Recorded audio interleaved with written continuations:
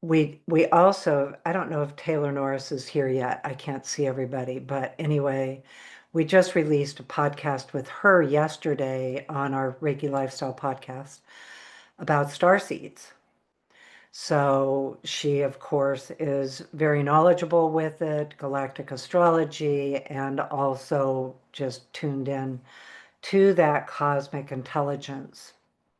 And that's what has been coming in more and more strongly with us, is that really big cosmic alignment, cosmic connection, these planetary changes that are happening right now. And we also did, we haven't posted it yet, but we did a podcast on human design. And according to human design traditions, starting in 2026, February of 2026, we are going to be going into a even greater level of like that cosmic intelligence, and that is going to be showing up particularly in the children being born, as we're already seeing a lot of it. So I could talk about this for a long time, but we have other things to talk about, and I said that I would summarize it.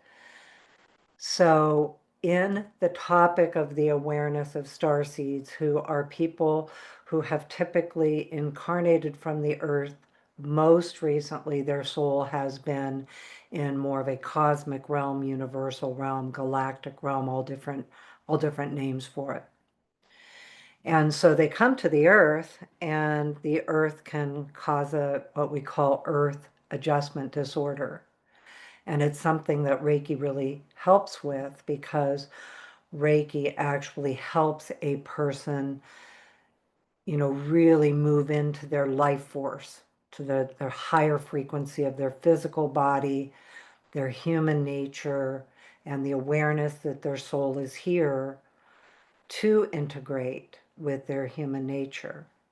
But of course, the collective can have a whole different kind of value system, belief systems, and truly different frequencies of consciousness.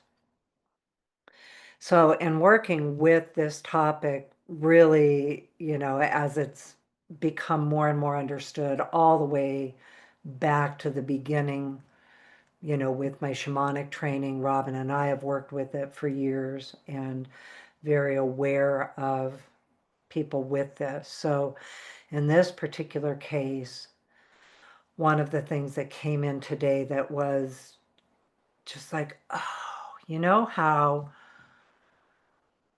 like, it's when I started in this work, like from these perspectives back in the 1990s, the idea that we are a spirit in a human body was a brand new idea. So it was like, whoa, look at this concept and this awareness. And then, we have to learn how to establish that awareness within us, because it was different than what I knew about myself before. So today what showed up is the awareness that we all have cosmic intellect. The earth is a galactic realm. It's not different than a galactic realm. We are in the universe. We're in the solar system. We're in this galaxy.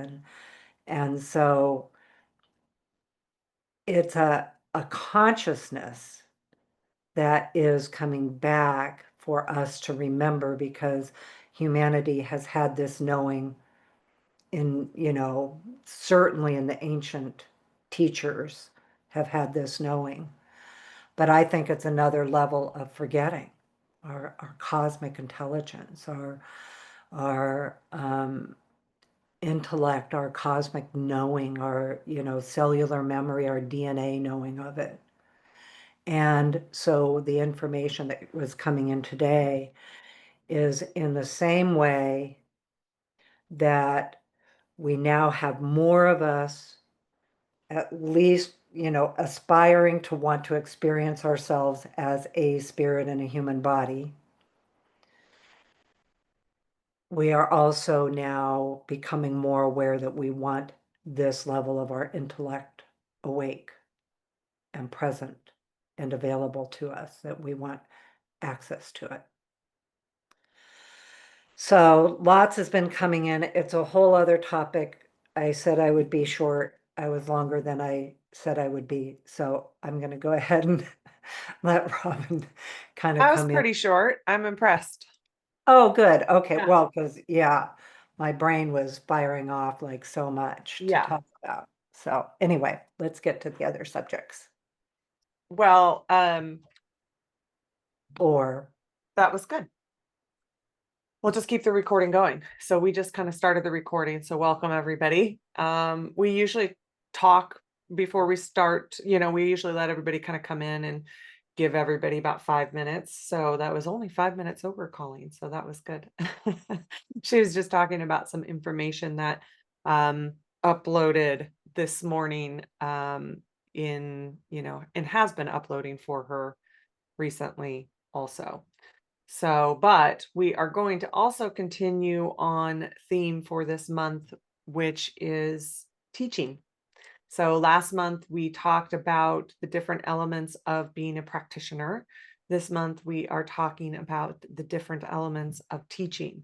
Now, obviously, both are big subjects. So this is more about um, tips and tricks around it, ways, we've been teaching for a long time now, different ways that we think about it, and just some extra helpful tools around it.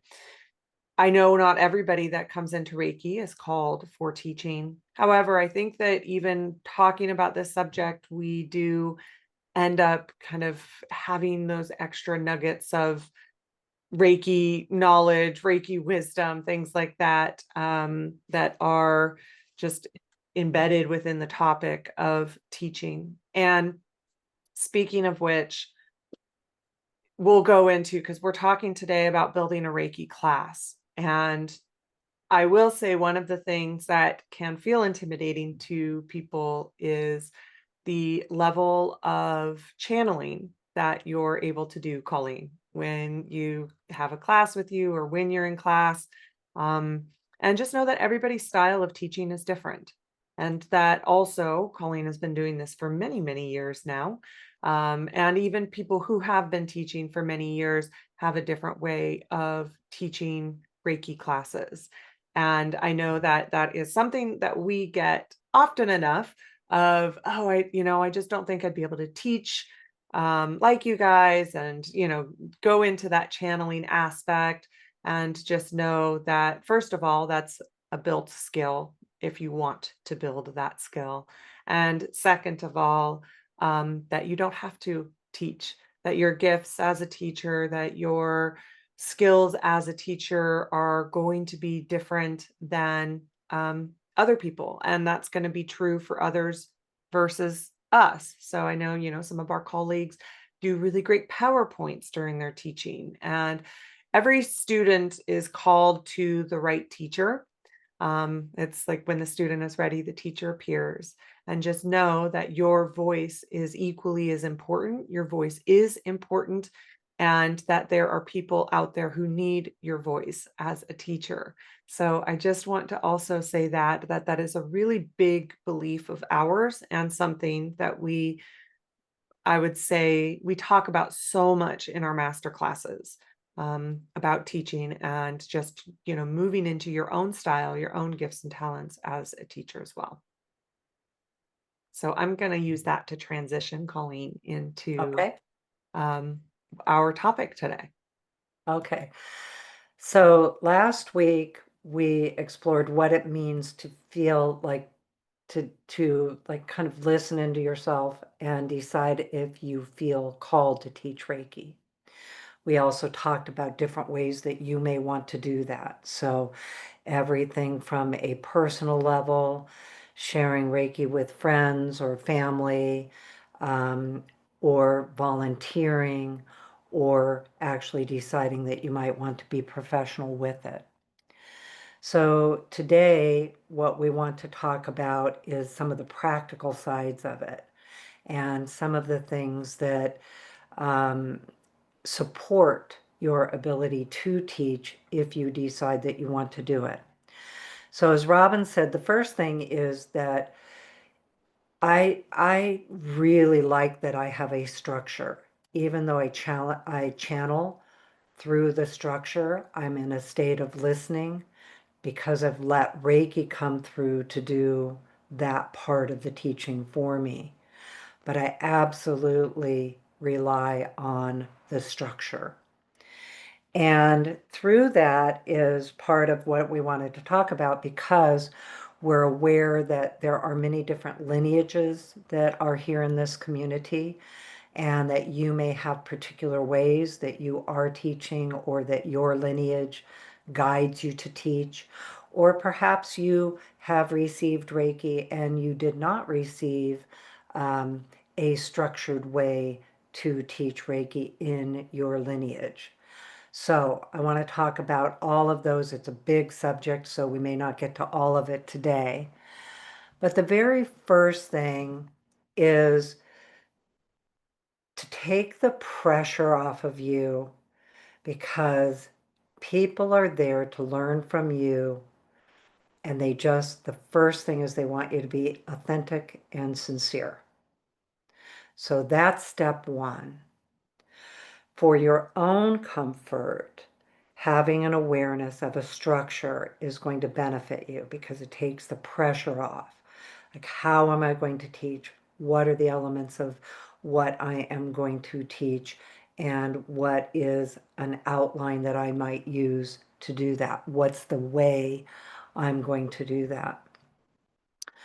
So you're going to start, so I'm going to get into some of that structure part of it. And all of this has flexibility for your way. So we say that pretty repeatedly. So these are just some of the structure. So you're going to first of all start with the energy of Reiki. We activate Reiki in everything we do, before anything we do. If it is a class, if it is we are creating a class, or as Robyn and I talked about earlier, that we were talking about today and the structure of the outline we were creating today, we actually activate Reiki, whether we do that really quickly, like, okay, Reiki on, breathe for a few minutes and come back out and start, or whether we do a really long invocation to get us engaged. So we always do that work. When you are creating a Reiki class, you're going to decide how much time you are going to spend in that class. I will tell you from experience, even if you have one student, give yourself enough time for that class and let that student know this is what to expect. So sometimes you're going to just be teaching. You can teach in small blocks for many weeks, depending on who you're teaching and whether it's just a casual, like I'm teaching them Reiki, or whether you are actually going to give them a certificate and you are doing Reiki training. So I'm going to talk a little bit more about the Reiki training aspect of a class. So when you schedule your time, we typically schedule from 9 a.m. to 6:30, so 9 hours. That gives us time to plan breaks. That gives us time to have a lunch hour. It gives us time that, we can go through the outline. Even if I have a really small class and I think, oh, it may not take that amount of time to teach the class, I still schedule that and have everyone have that expectation. Personally, I pretty well run into that time all the time. Sometimes maybe we finish a half an hour early or something like that, but most of the time we're running right up to that, 6:30 time mark. So here's the scoop with that. I always schedule the full amount of time, because if it takes the whole time, I try never to go over the time if I can help it.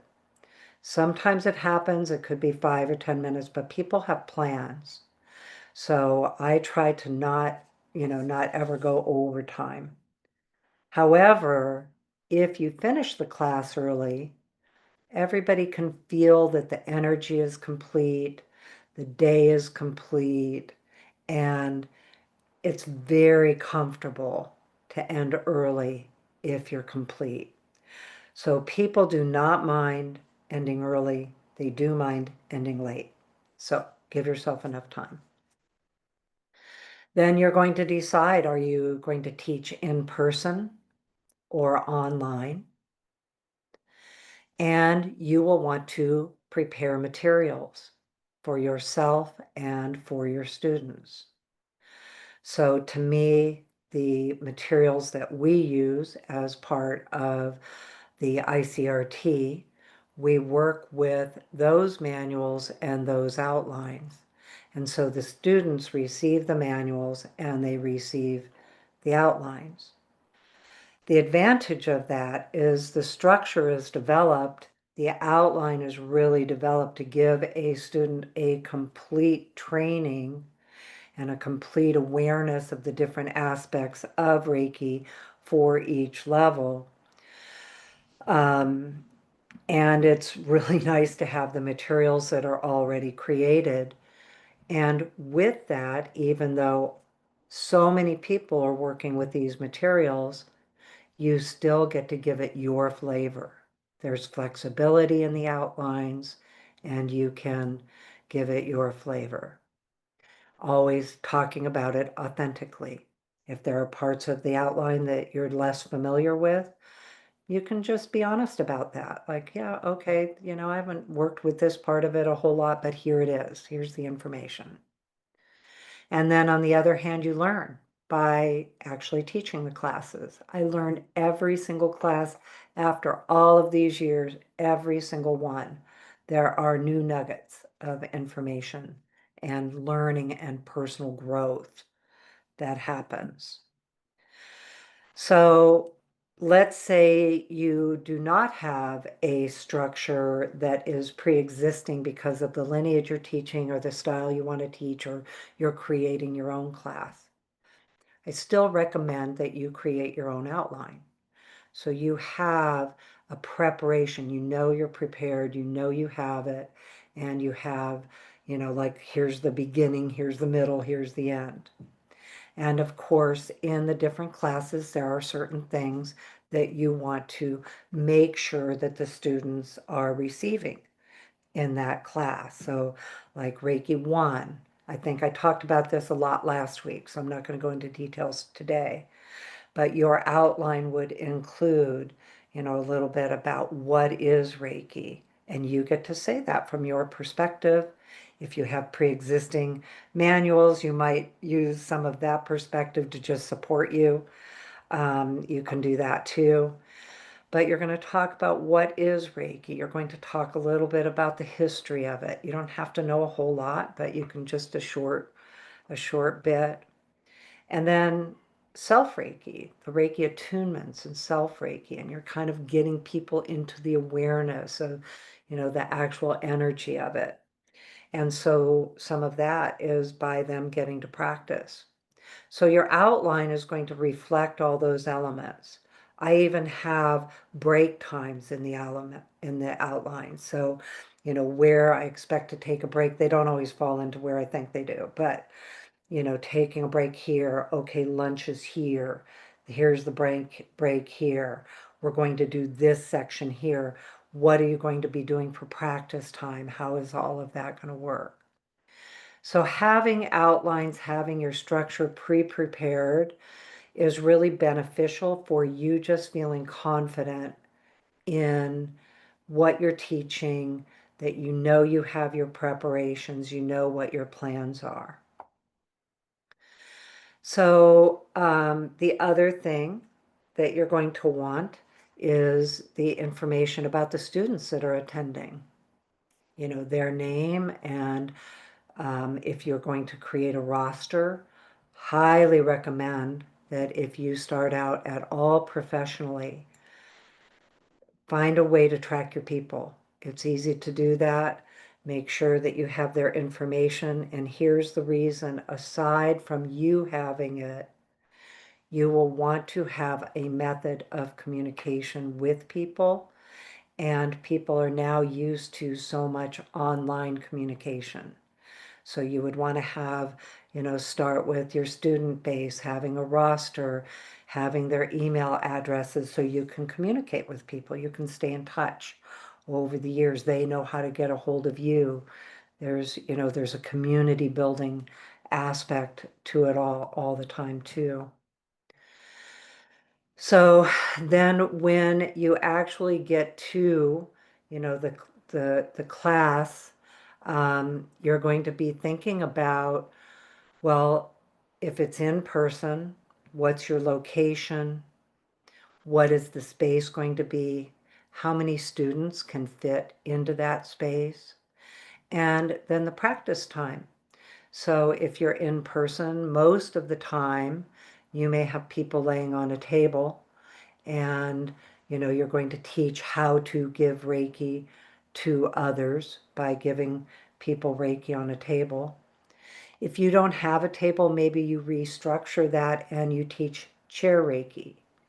So those are just things to think about. Like, how are you going to do that part? How are they going to be seated?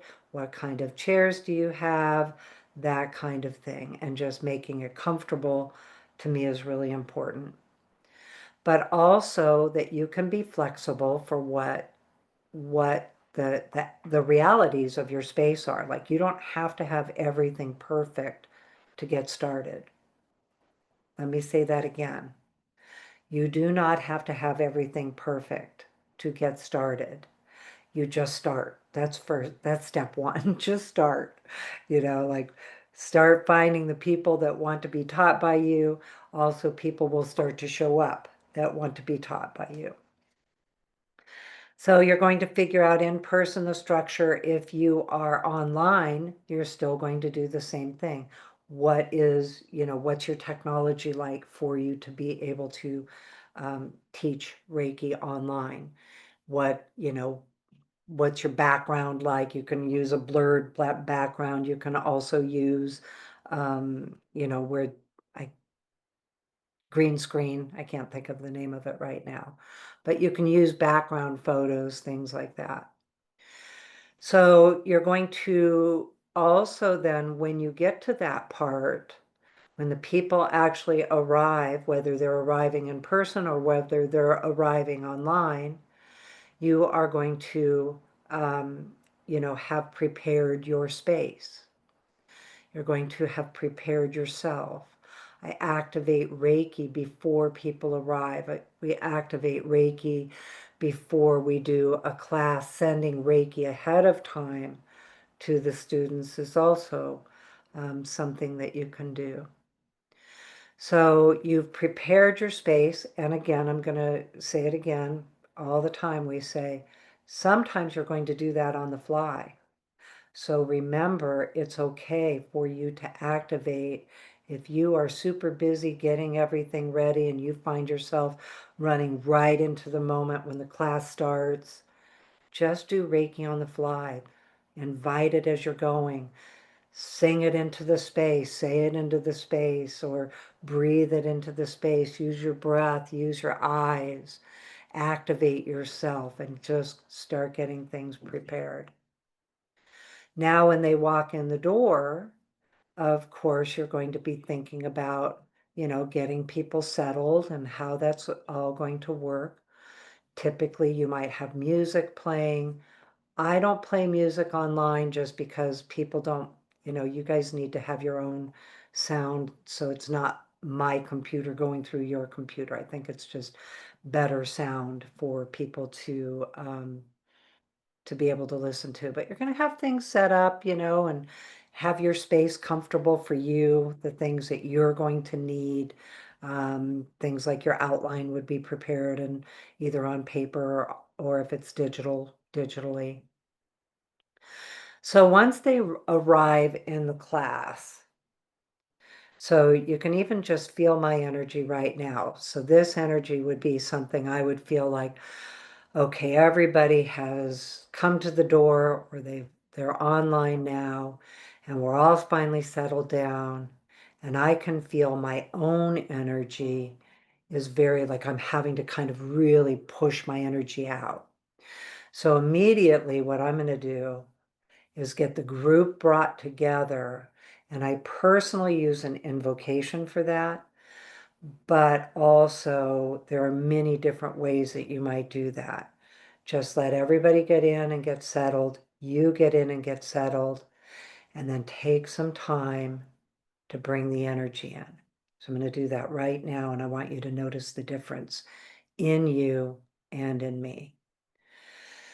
So just close your eyes and take some deep breaths. As the light of Reiki flows through you, place your hands comfortably on your body and open your heart and receive. As the light travels in from above and travels in from below and is merged and unified right in my heart, right in your heart, breathe deeply and receive the gifts of love. The power of love fills your breath, the light of the divine mind, and the beauty of the divine heart is flowing through you now. And like the tree of life, balance, stability, and wisdom within, around, above, below, merged right here, shining in your heart. Divine compassion fills your breath, and the beautiful beings of the light are here. Breathe deeply now. Take a moment and say thank you to you. We say thank you to each other. Our circle is always divinely ordered. We're all meant to be here together. And the light of Reiki fills the space all around you, all around us in this beautiful circle. And we say thank you to Reiki, to the enlightened ones that have joined us, to the teachers who came before us, the descendants who come after. Breathe deeply. Thank you. And so it is.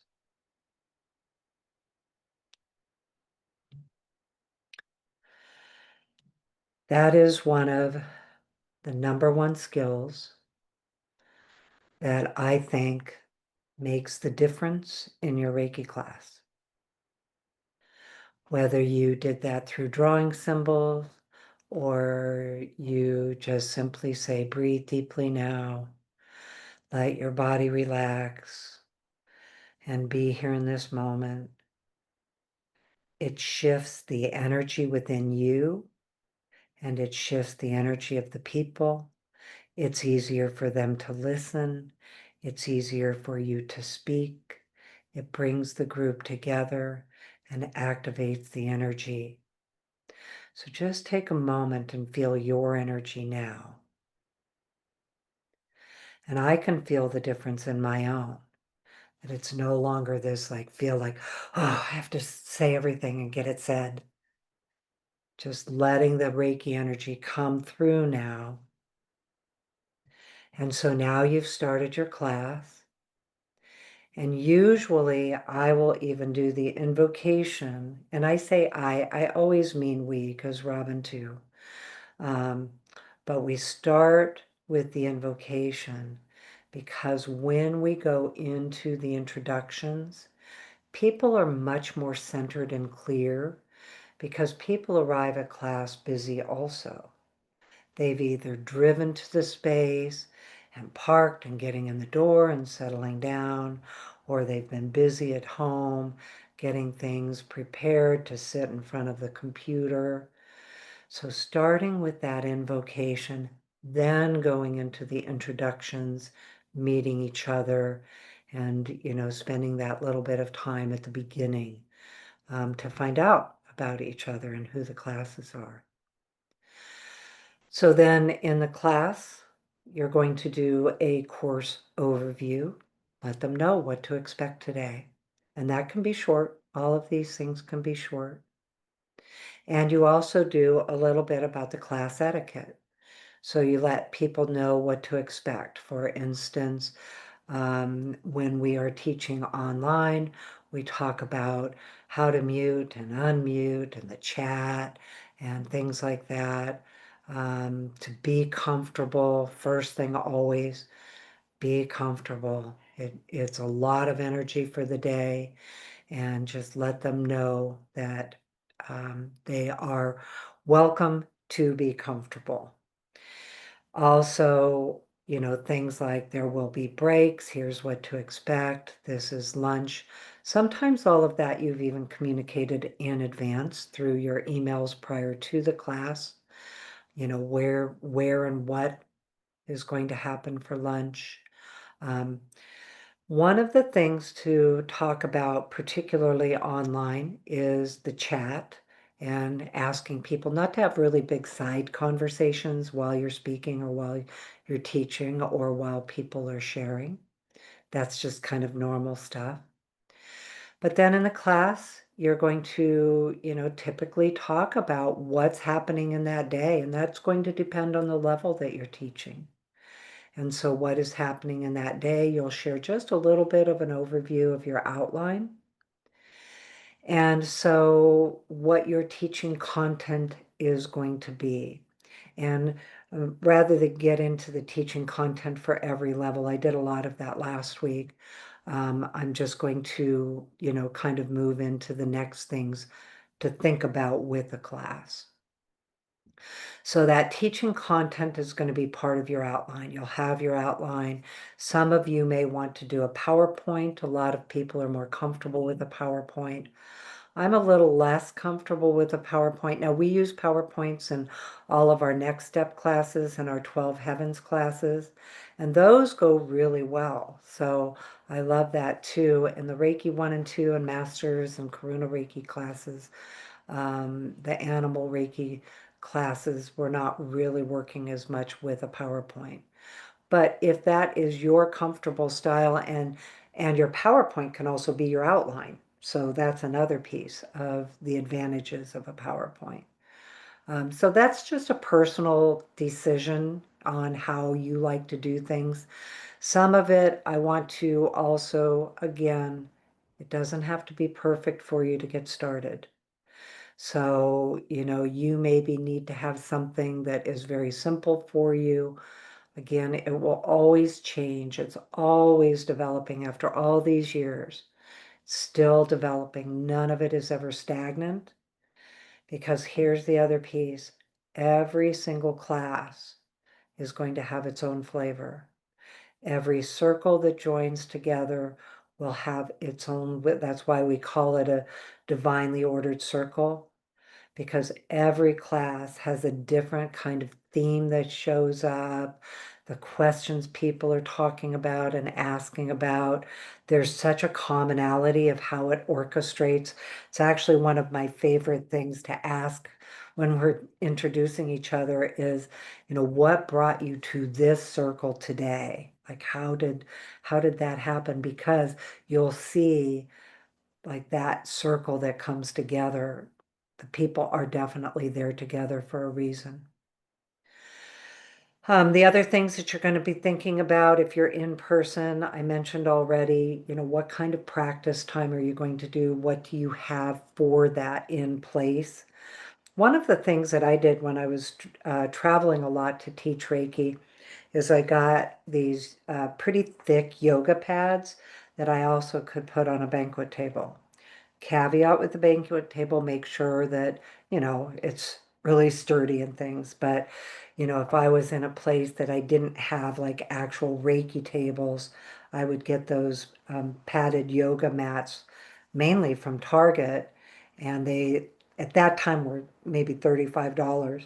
And then we would use those for the tables, the banquet tables. So you can be innovative. That's my point with that. Sometimes if you're in a place where you are teaching chair Reiki, that's a thing. And a lot of times it's really beneficial for people to know they can practice Reiki in a chair because a lot of people don't have the structure or the ability to have like Reiki tables set up. So it's nice for them to know that there's flexibility in the ways that you might practice it. Another one of the things that can come up is managing the class dynamics. There's energy that comes with that also. And some of the energy, what I mean by that is I use Reiki energy for that. And I'll tell you, I've actually had like really engaged discussions, meditations with Reiki energy to really invite the students that are here to be, the only qualification I have with them is their sincerity, and that, they're just there because they truly want to learn Reiki. All different people come from all different walks of life for all different reasons that they're taking Reiki classes. And so that's one of the things that I use the Reiki energy for, is just to bring in those people that, I am the right teacher for them, because not everybody is the right teacher for everybody. And so I'm asking Reiki energy to bring that in. So that already starts with the class dynamics. That invocation, huge. And not just mine, but any way that you do it. You can do Gasho meditations, for instance, to really help with your class dynamics. If a class gets squirrely, which that happens, I've seen it happen actually by the moon sign, seems to influence the moods of the classes sometimes, where you can have, different, like the circle I had one that was a Libra full moon, and I mean, it was just chatty and everybody was, up and about and busy minded. And I would have to just, I'd go like, and kind of laugh about it. Like I didn't get stressed about it. I just was observing and going, okay. And so I would continually throughout the day just have everybody bring their hands into Gasho, and I'd even say, okay, come on back in. Put your hands in Gasho, take some deep breaths, and maybe take even 1 minute to get everybody refocused. And that might not have been in my outline. That might have been like, oh, here's the dynamics. Sometimes you can have people that have really big things that they're working on, because also in the class, I always tell people, we always tell people that even though they may be here to learn Reiki for others, the class time, the day of the class, is going to be about them and for them. So you can have things that you are taking care of in the class. A big tip of it, you are not there to process them, and also not letting the whole class process a person. And the Reiki energy is what is helping them through their process. So it's not that you can't share like some insights in the moment, but if you get into where everybody, somebody shares something that they're going through and then everybody gives them feedback, that can be really hard on the person and also hard on the class. So most of the time, you're going to let Reiki handle it. Be there with compassion. You're there supporting them. It's not ignoring it. But there's also that part of really trusting the energy to manage that dynamic for them. Let Reiki come in and take them through their own process. So if people do start processing each other, that's again when you may just, kind of call everybody back, like, okay, we're going to come back now and we're going to move on to this next subject. Part of that too is keeping your timing on track. If everybody gets into the processing, your timing can really go into a whole other level. So, okay, so speaking of timing, I can see our timing, and I do, Robin's gonna do a really, the guided journey and meditation today is really nice. So I'm gonna go ahead and finish up with this. We have some other things we'll keep talking about with all of it, because I think the topic is a really good one, because the whole thing is, you guys, trust the Reiki energy to help you go through all of it. And I've said this many times, I'm going to say it again. One of the biggest lessons that I learned was back in the Reiki retreat when I was doing the gratitude ceremony. This had to be in 2006, 7. So stressed about doing it. And I was, drumming under the moon, just praying for some relief from how nervous I was. And I heard a voice and it said, "It's not about you. They're here to receive gratitude." That piece comes into my ear when I think I'm nervous, or when things feel like, oh, do I have this? Do I know this? Am I comfortable with it? Are things going well? What's happening for the students? Always remember that little voice going, they're not there for your performance. They're there because you are sincere, and they're there because you bring your heart. Yes, you do bring your knowledge with you, but also they are there to receive Reiki and how to use it. How does Reiki make a difference for them in their life? That's the whole piece of it. How does Reiki make a difference for them? Let them receive it. Let Reiki show them, because just like every one of us here, the answer to that question is unique and individual for each one of us. So that's the first thing, is it's going to teach them their way. And so a lot of it is you are just there to support them through their process of learning what that means, what is their way.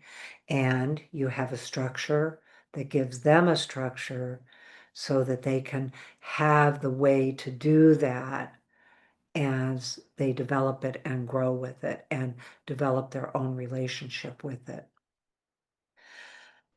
Okay, so I think I'm going to go ahead and finish up with that and have Robin come in with the guided Reiki meditation. It is going to be a little bit different today. So in the last month to a couple of months, we've done a lot with automatic writing. This particular one is really about you moving into receiving. And so it's going to be more about receiving than it is going to be just about automatic writing. So there may be some places that you use that, but mostly that's what it's about. Okay, so Robin.